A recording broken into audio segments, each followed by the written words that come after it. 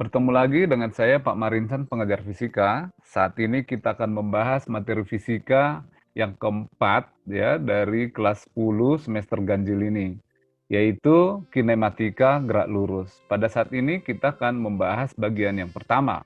Oke ya.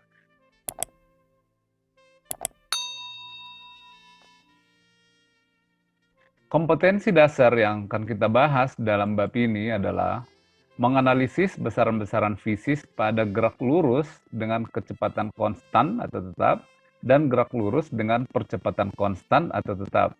Berikut makna fisisnya. Oke, sekali lagi ya.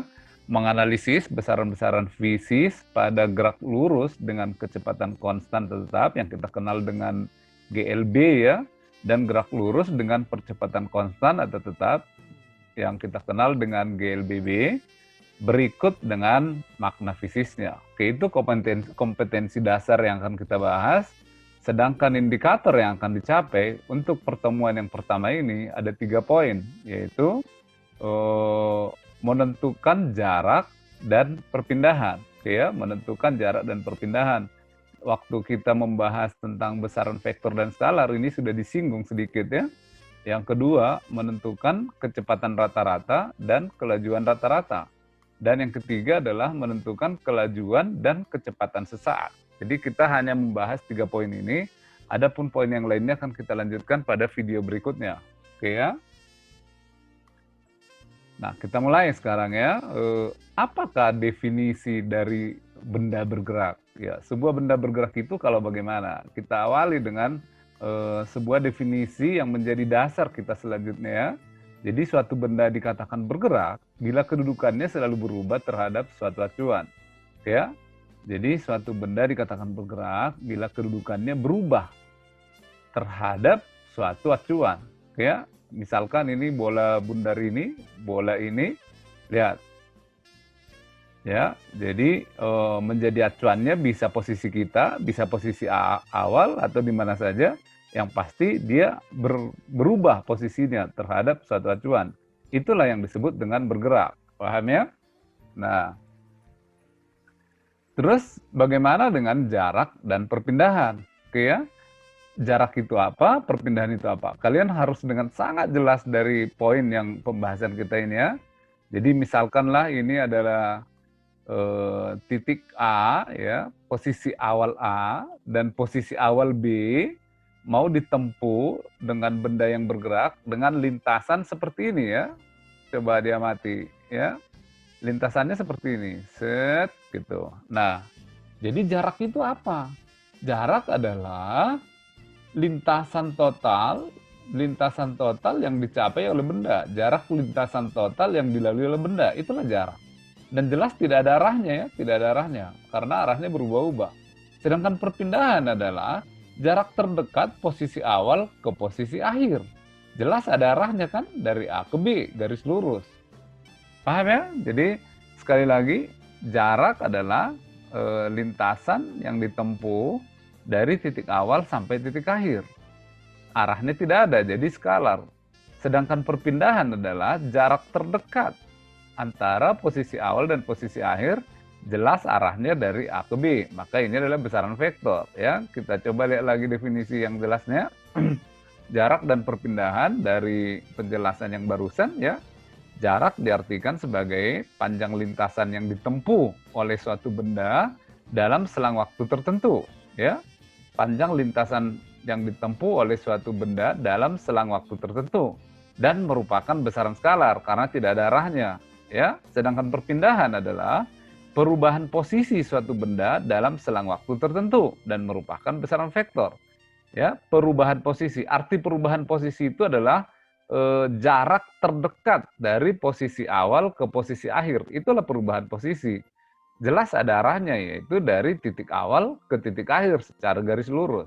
Jadi paham ya? Jarak itu skalar, sedangkan perpindahan adalah vektor. Oke, kita lanjut lagi. Nah, sekarang setelah jarak dan perpindahan, kita maju lagi ke kelajuan dan kecepatan rata-rata. Maksudnya kelajuan rata-rata dan kecepatan rata-rata. Apa itu kelajuan rata-rata? Adalah sebagai hasil bagi antara jarak total yang tadi, lintasan total yang ditempuh dengan selang waktu untuk menempuhnya. Dan jelas merupakan besaran skalar, karena skalar dibagi skalar tentu skalar ya. Jadi kelajuan rata-rata itu didefinisikan sebagai hasil bagi antara jarak total yang ditempuh dengan selang waktu untuk menempuhnya.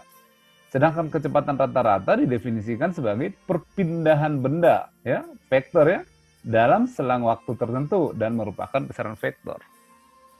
Jadi kenapa kecepatan rata-rata itu vektor sudah jelas ya, karena perbandingan antara perpindahan dan waktu. Kenapa kelajuan rata-rata itu skalar? Karena perbandingan antara jarak dan waktu. Oke ya, jadi ini pasangan ini tadi jarak dengan kelajuan rata-rata itu satu pasang, sedangkan perpindahan dengan kecepatan rata-rata adalah satu pasang lagi. Paham ya? Nah, selanjutnya kita membahas gerak lurus beraturan atau dikenal dengan GLB ya, gerak lurus beraturan. Oke, ini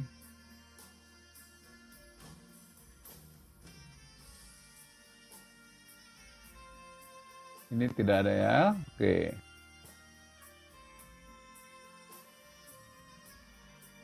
Jarak yang ditempuh itu simbolnya S ya. Selalu sama untuk waktu T dalam waktu yang sama. Jadi gerak lurus beraturan itu adalah jarak yang ditempuh benda selalu sama untuk waktu yang sama. Paham ya? Kan jarak per waktu itu kelajuan. Jadi kelajuannya tetap sama gitu maksudnya. Gerak lurus beraturan.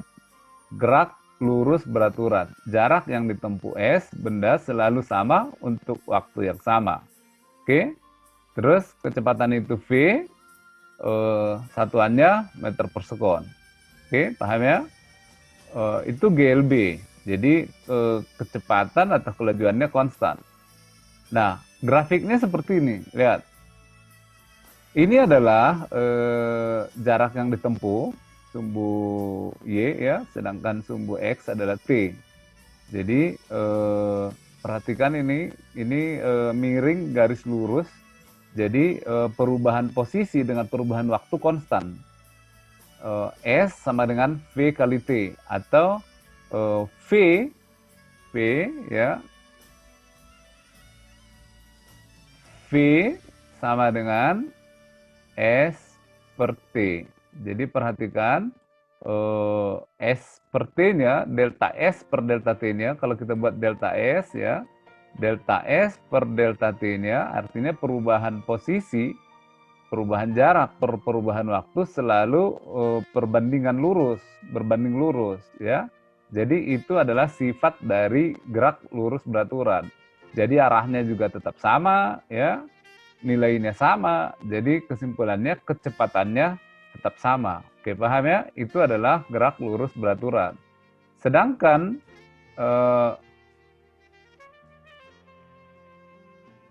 grafik antara kecepatan dan waktu, lihat. Ini sumbu Y ini adalah nilai kecepatan, T adalah waktu. Jadi sepanjang waktu kecepatannya tidak berubah. Paham ya? Jadi ini adalah dua grafik yang berpasangan. Jadi sepanjang waktu grafiknya kecepatannya tidak berubah, jadi grafiknya horizontal. Ini adalah grafik kecepatan terhadap waktu gerak lurus beraturan, ini posisi terhadap waktu GLB. Paham ya? Nah, rumus GLB, ya ini sudah jelas, di SMP juga kalian sudah bahas ya, sudah tahu lah ini ya, rumus umum.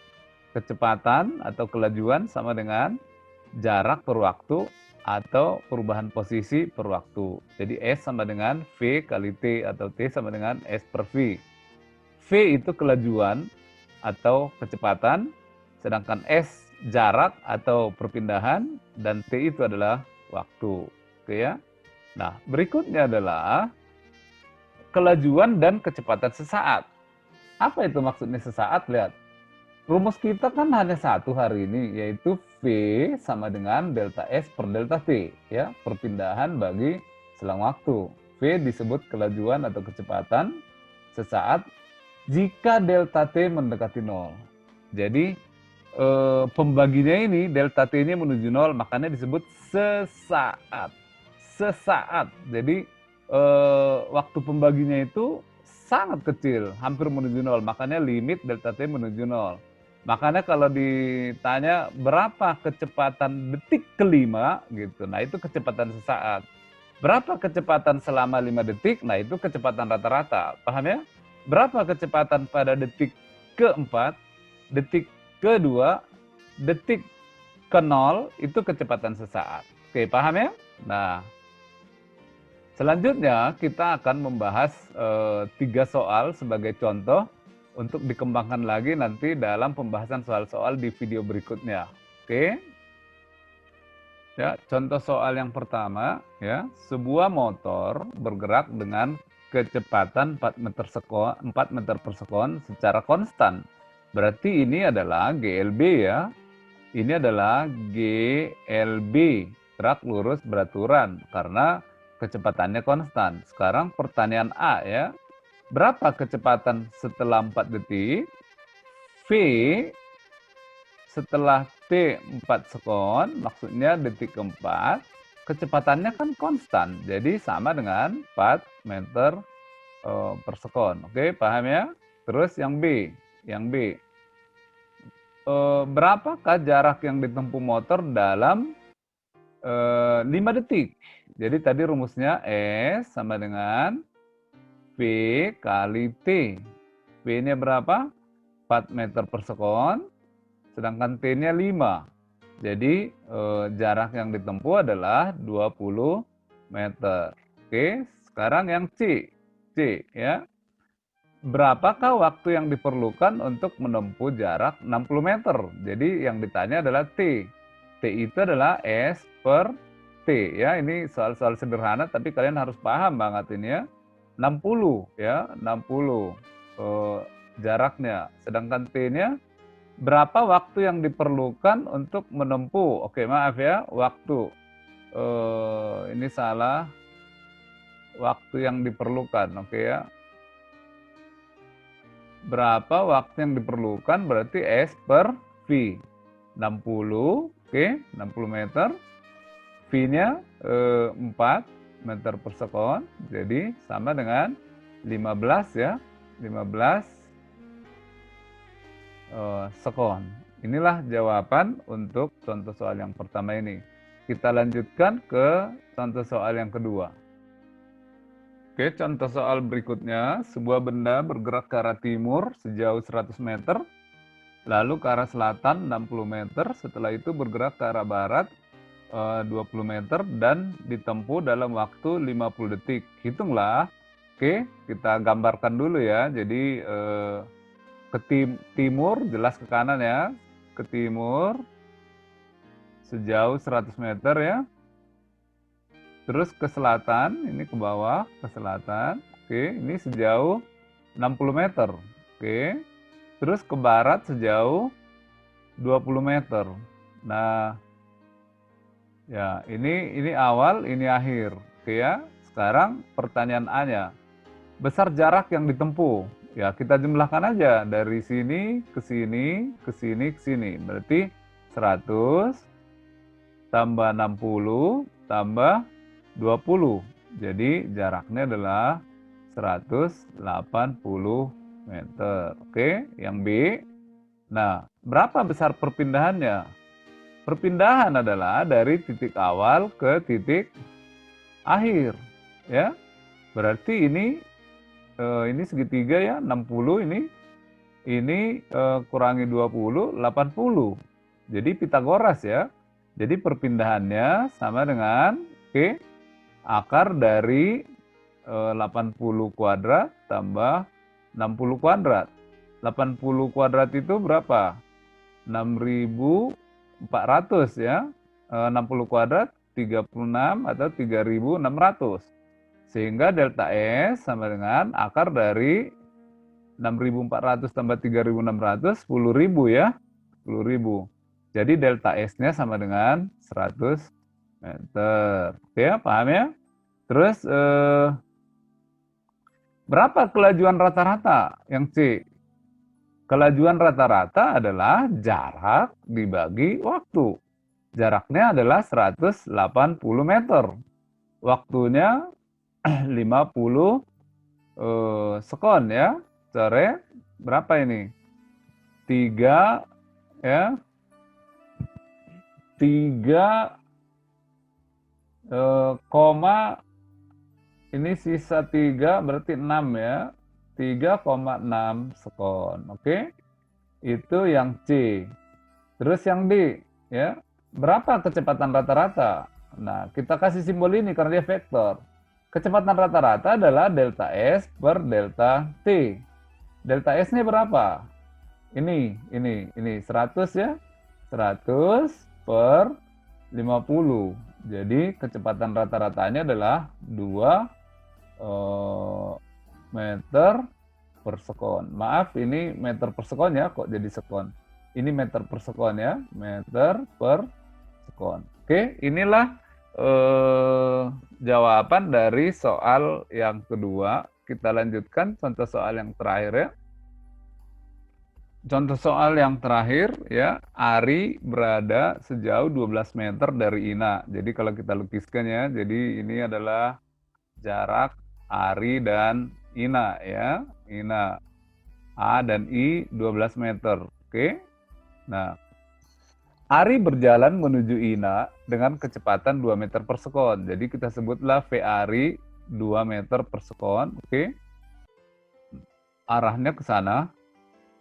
Sedangkan V Ina ya juga berjalan menuju Ari dengan kecepatan 1 meter per sekon. Arahnya menuju Ari ya. Nah, oke. Terus pertanyaannya kapan dan di mana mereka bertemu? Misalkanlah bertemunya di titik B ya. Oke, misalnya bertemu di titik B. Jadi ini AB, ini BI, oke ya. Kalau ini SAB, kita sebut ini SAB ya. SAB itu adalah dari A ke B ya. Berarti ini adalah jarak B ke I adalah 12 min SAB. Paham ya? Oke, kita lanjut. Apa yang sama dari dua ini? Yang sama adalah T-nya Ari ya, sama dengan waktunya Ina. Paham ya? Berarti SAB ya per V Ari sama dengan 12 min SAB. Jarak yang ditempuh Ina ini adalah 12 dikurangi SAB dari sini ke sini dibagi V Ina. Oke ya, jadi SAB VA itu 2, ini 12 min SAB, V itu 1. Oke, kali silang, jadi SAB sama dengan 2 kali 12, 24, min 2 SAB. Oke, SAB ini pindahkan ke sana, jadi 3 SAB ya. 3 SAB sama dengan 24. Oke, jadi SAB-nya 24 dibagi 3 sama dengan 8 meter. Ini poin yang pertama ya. Di mana? Ya, berarti 8 meter dari Ari bertemunya. Atau 4 meter berarti dari Ina ya. Terus kapan? Kapan? Pertanyaan B kapan? Berarti T sama dengan SAB per V Ari kan? Oke, berapa SAB-nya? 8. Berapa V Ari? 2. Jadi 4 sekon setelah mereka mulai bergerak. Oke, itu pembahasan gerak lurus beraturan dengan 3 contoh soal. Mudah-mudahan kalian bisa mengerti dan semakin memahami fisika. Terima kasih untuk perhatiannya. Wassalamualaikum warahmatullahi wabarakatuh.